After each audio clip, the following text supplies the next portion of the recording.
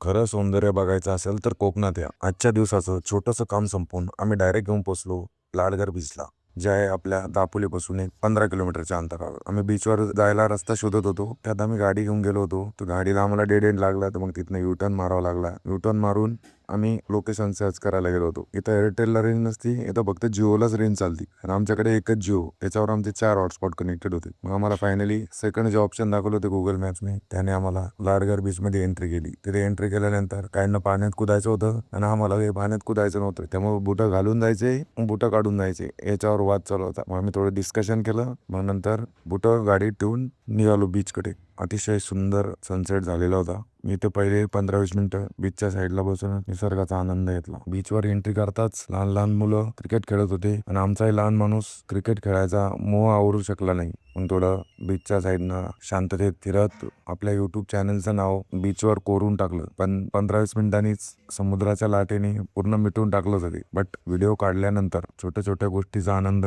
घेतलाच पाहिजे. नंतर आपला ड्रोन उडून थोडे छान छान बीचचे व्हिडिओज काढून घेतले, आठवणी ठेवायला पाहिजे. आणि आमचे पण थोडे व्हिडिओ काढून घेतले ड्रोनने. आणि सनसेटमध्ये तर ड्रोन का भारी दिसत होता का विचारताच होय नाही. संध्याकाळी सगळ्यांनाच दाबून भूक लागली होती, म्हणून मस्त एका रेस्टॉरंटला गेलो. तिथं मस्त मच्छी वगैरे खाल्ली. कोकणात आला आणि मच्छी खाल्ली नाही म्हणजे कोकण ट्रिप अपूर्णच समजते. नंतर मावा उल्फी खात पुण्याच्या दिशेने निघून गेलो. ब्लॉग आवडला असेल तर लाईक करा, जमलंच तर फॉलो पण करून घ्या. भेटू आपण पुढच्या ब्लॉगमध्ये. तोपर्यंत जय हिंद, जय महाराष्ट्र.